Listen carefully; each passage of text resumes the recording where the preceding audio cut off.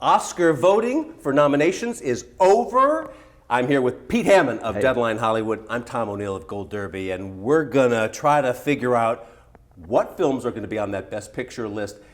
Pete, we know that in the last few years it's only been 8 contenders. Right. One year there was 9, but we're gonna look at this list as if it's 10 because that's the most. I mean, that's the most.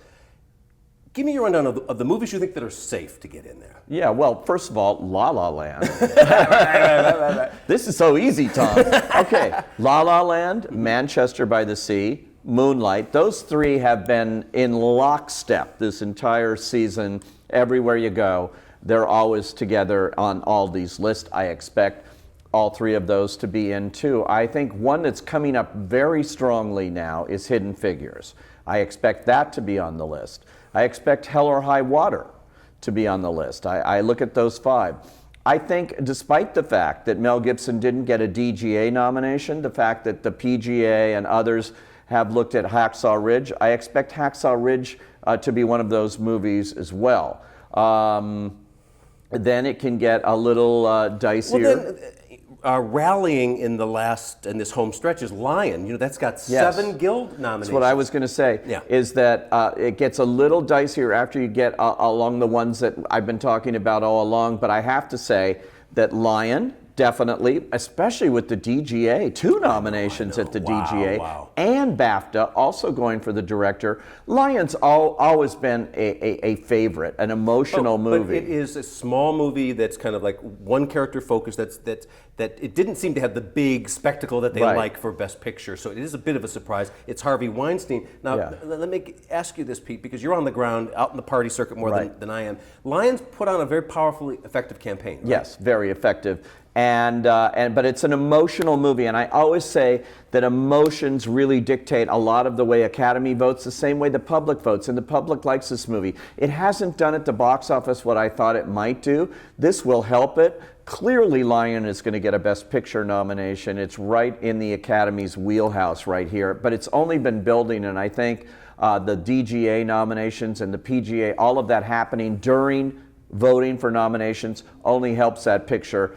Here's the other one that is so solid all along that I have no question it will get into, and that's Arrival. Yes. Arrival has 8 guilds. Yeah. That's the second most. Lala's in at this point, we're doing this on Friday, the day that Oscar voting has closed, and the most guild nominations is Lala with 11, and then you have a tie between Arrival and Manchester at 8. Wow. Yeah, Arrival has barely stumbled.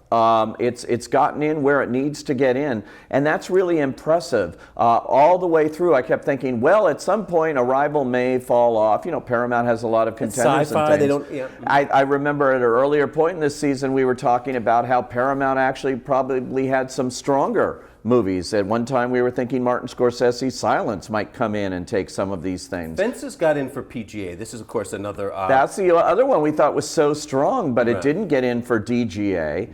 No. It wasn't nominated for Picture at the Globes or for Director. Denzel did get in for. And BAFTA, basically nothing except Viola Davis. Right. But you have to understand, too, that at BAFTA, the movie doesn't even open there until February. So there is that problem. And that goes also for Hidden Figures, even Moonlight. But Moonlight played the London Film Festival, so that had a higher profile there. These other movies, the African-American pictures, Fences and Hidden Figures, they don't even open there until, and Loving doesn't open there until February. So Loving has really underperformed. Yes, Loving is definitely one that has gone the other way. I don't think it's going to wind up in the top 8, 9, or whatever number that they do here. One movie that I think could sneak in that a lot of pundits don't have on their list is Florence Foster Jenkins. And the reason for that is Stephen Frears is enormously popular, his movies within the Academy. We've seen The Queen nominated, we've seen Philomena nominated for Best Picture when it didn't get other things. And there is a Frears contingent, and of course Meryl Streep didn't hurt that movie at all with her Golden Globe performance there and bringing attention not only to her, but the fact that she's in that movie too. So. And the movie is rich with the crafts. It's big and lush, and it's about show business. That's right. Which also it's helps about show business. But here's the big question, Pete. Are you ready? Yeah. Deadpool. Deadpool, I know. I just wrote about that today. Wow. I interviewed Ryan Reynolds and Simon Kinberg, who's a producer of it, and Ryan, they're both producers, and they're just dumbfounded. They said when they were making this movie, the furthest thing from their mind was that they would be sitting at breakfast at the Hotel Bel Air with me, the awards columnist for Deadline, talking about the Oscar possibilities for Deadpool. Now, Deadpool has been in the PGA, the Writers Guild, and for the Best New Director for the Directors Guild. That's amazing. It's in the Ace Editors. It's in the Casting Society. It's in the Makeup and Hairstylist. It has more nominations than Hacksaw. It's got, guilds, 6 guilds, Hacksaw at 5. What about Zootopia? Sometimes those animated films get in. Absolutely. This movie is strong across the way. Yes. It's the front runner for Best Animated Film, Yeah. of course.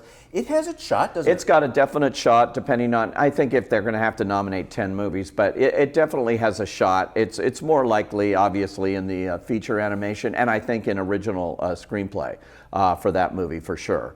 One to look out for in terms of animation also is My Life as a Zucchini, which could wind up with a foreign language. That's not getting in for Best Picture. No. Foreign language, though, Okay. and also animated, which has never happened. Never happened. Right. Yeah. But it's interesting. But Deadpool is suddenly a very big possibility. Why? What's your theory? Yeah, but when I was talking to Ryan and Simon about it, they pointed out that the undercurrent of that movie is very emotional. It's about a guy who falls in love, gets cancer, cures cancer, gets back in love, and it's got that very kind of serious undertone to it. And people are relating, and they were surmising that maybe the guilds are responding to it, and the Academy seems to be responding to it because it's got a little more meat on its bones than your average. And it's also wildly original. There's no other movie like it. So forget genre, forget the fact that a comic book movie has never been nominated there. This is why they went to 10 originally, because of The Dark Knight getting snubbed. And this is their opportunity to do it, and it's so different. Made a lot of money, which always helps, and people like it. It's an entertaining movie. I'm more shocked that they're going for it because it came out in February. I love that. That's funny. That's true. No movie has won Best Picture that came out in February since Silence of the Lambs in 1991. And I'll tell you, in this century, only 2 movies that were both released in March even got an Oscar nomination for Best Picture. Any other movie before May didn't happen, and those 2 movies were The Grand Budapest Hotel and Aaron Brockovich, and that's it. And otherwise, you have to go to May, for the first chance of having a Best Picture. So the odds are incredibly long for a movie to get a nomination that came out in February.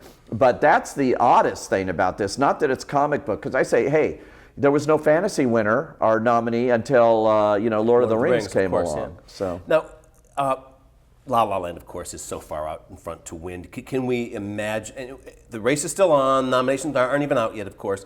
But La La is solidly in front at this point. Right? Yeah, the bigger question for La La Land right now is how high is high? Yeah. And I think it could tie All About Eve and Titanic's record of 14 nominations Right. if one thing happens. What? 2 songs get nominated from it instead of 1. We know City of Stars will be the song, the Golden Globe winning song, will be the song nominated. But I hear within the music branch that they actually love Audition, the song Audition that she does, even better. Wow. And they could conceivably, even in this great year for movie songs, find a way to nominate twice because they're so in love. And they're submitting 3 for the film. Is that true? They submitted 2 that I know of. I'd have to look and see. But anyway, definitely Audition, definitely City of Stars. I don't know of a third one. But I don't think they wanted to muddy the waters too much there. But at any rate, that would bring it to 14 if it gets in every category, I imagine, across the board. And that doesn't include any supporting. They would do this without supporting nominations. What about foreign language films? Are we underestimating them? Could an L get in here? Tony Erdmann.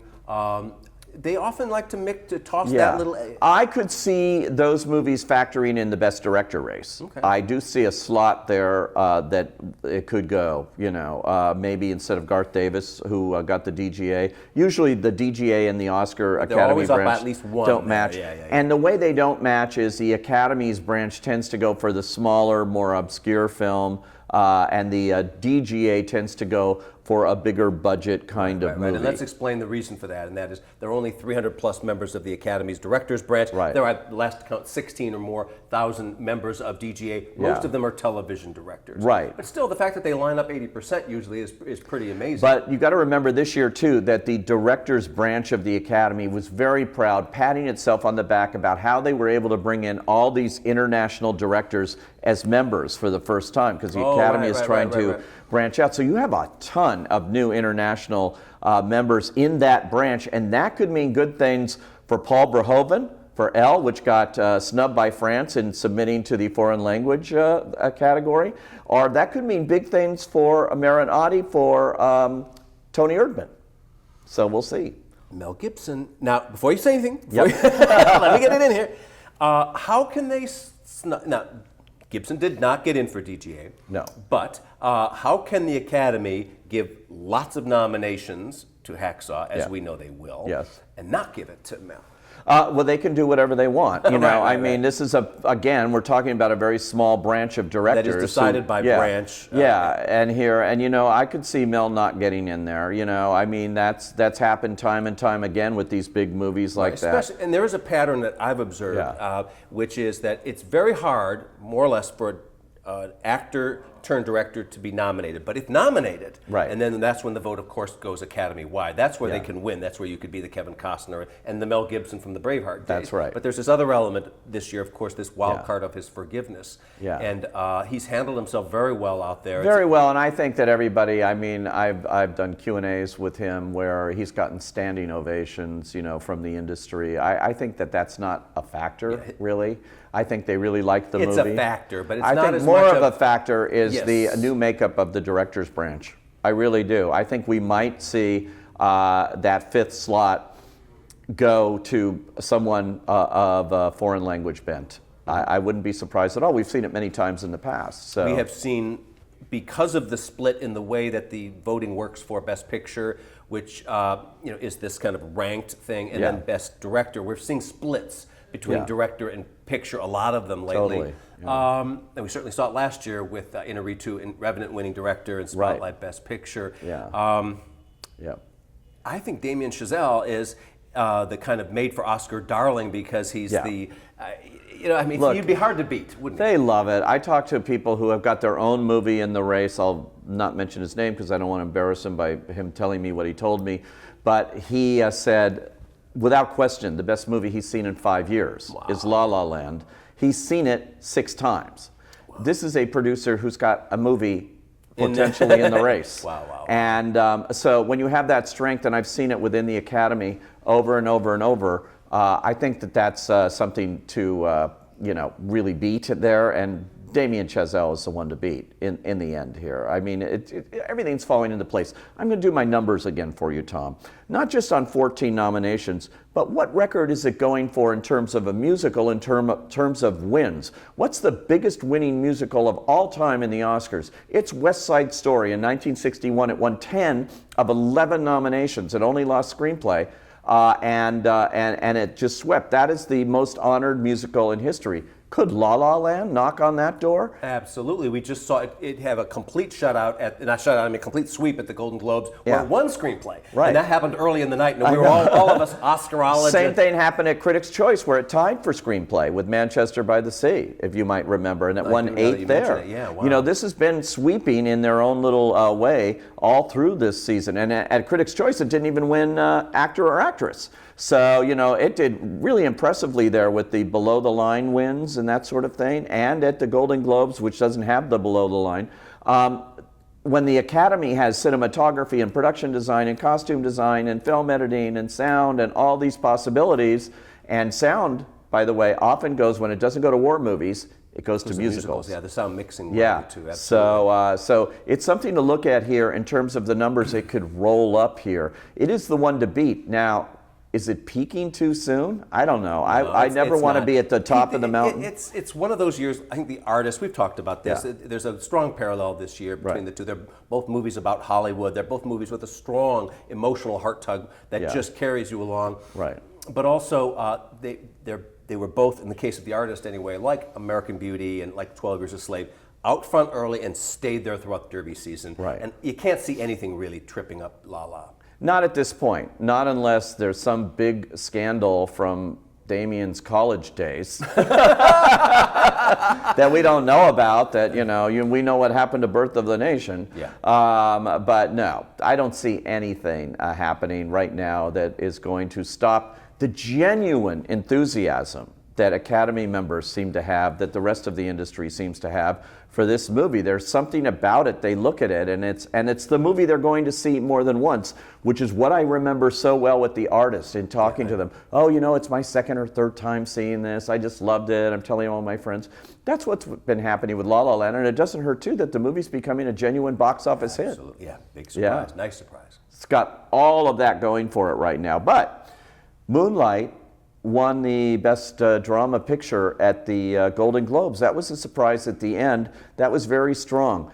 That leads me to think that Manchester by the Sea may have been knocked down a notch here in its hopes for anything beyond Casey Affleck for screenplay. lead actor and screenplay. I don't think, I know Amazon's spending a fortune on it to bring it a Best Picture, but it doesn't seem to me to have that mojo. The one that could come in, especially in a year where the Oscars reverse their hashtag Oscars so white, which I think is going to happen in a big way this year, is Moonlight, 'cause it's such a personal story. And Barry Jenkins, his story is great. He's going around, saying, hey, people's lives matter too. Singing and dancing is great. But, so is this kind of story. And it's also moved people and touched people on a personal level. So That said, we've been wrong before, and all I have to say to remind you of two words that should make you hesitant about trusting us Oscarologists are American Sniper. Remember, we wrote it off more or less before the Oscar nominations came out, yep. and then whammy, we were humbled. So, well, that movie also took off at the box office right away when it opened limited. I mean, Right. it just scored, and then it went crazy. So yeah. But it's a good example of a reminder that this is still a race. And I think, again, as I said at the beginning here, I think this little movie the one that could be, the only one I can see as a real threat possibly, is Hidden Figures. And I base that on, again, talking to Academy members. I haven't talked to one that didn't love this movie. And one told me, I'm not supposed to tell you what I voted for on my Best Picture ballot. And I said, oh, go ahead. I mean, what's the problem? And he said, well, I'm not really supposed to tell you. I said, well, is it something like, what do you vote for? He said, well, it's an unexpected movie. It's a movie, people aren't expecting to see in the Best Picture race. And I said, really? Is it like Dirty Grandpa or something? I mean, what the hell did you vote for? And he goes, oh, all right, I'll tell you. It's called Hidden Figures. And I go like he's telling you about this movie after the first Hidden time. Figures, but man. Pete, it has a chance to win SAG Ensemble, doesn't it? Hidden Figures does. Yes, it does, just like The Help did. Yeah. This is very much following that trajectory. I call it The Help meets The Right Stuff. Both of those movies got 8 nominations. Their directors weren't nominated, and they got Best Picture nominations. So there you have it. And The Help won 3 awards at SAG. And I wouldn't be surprised to see Hidden Figures, although I'm guessing that Moonlight, with its incredible challenge of the ensemble of having 3 actors play that lead role and the best friend, is true ensemble. I think that's the one to beat at SAG. But Fences is also in the mix at SAG Ensemble. It is, but Fences does not have the mojo for this. Not at the Golden Globe, not at BAFTA, of course. But Yeah. look, I think it can rally at SAG for a lot of reasons. It's a stage production. Right. These are actors, the rest of it. Also, it was, I believe, I'm a SAG member, I can't remember how the screeners flow, because we get so many screeners, it's hard to remember what came with Where what they field. came from. But I think Fences was the first sent to us, and it included other stuff, included like the script, a book or something else. Yes. They really laid it on. I got the book. Yeah, the book came with the with the screeners. Right. Yeah. So it came in early, and I think therefore they watched it. About 5 or 6 days ago, I got La La Land as part of the SAG, and just yesterday got Jackie. So I haven't kept a complete tally of which DVDs have gone out, but Right. I think that Well, Fences has a great ensemble. There's no question about it. But there's so many great ensembles, and Hidden Figures, a terrific ensemble too. But a movie that people seem to love. Now, I don't know that it can pull off a SAG thing, but I know the Academy is the one that are really, really responding to this movie in a big way. Moonlight. It's really... Or Hidden Figures, you mean? Yeah, it's really resonating. Which one? Moonlight, Hidden Figures. Okay, yeah, I agree. Hidden Figures is really resonating with the Academy. And so I also see that that's on the perfect momentum, because it's #1 at the box office. It's going to be #1 again this weekend. It's hanging in there. It's only going up. So I remember people rocket to the moon. at Toronto going, we're all talking about all these high-profile movies and stuff, and they went, I just came from this screening of Hidden Figures. Oh my God! And I went, ooh, okay. Yeah, I know. Hidden Figures is one to watch. If there is one that has that kind of momentum that could come up, if I were La La Land, I wouldn't worry too much, but I would look behind my shoulder. Right. Thanks, Pete. Yeah.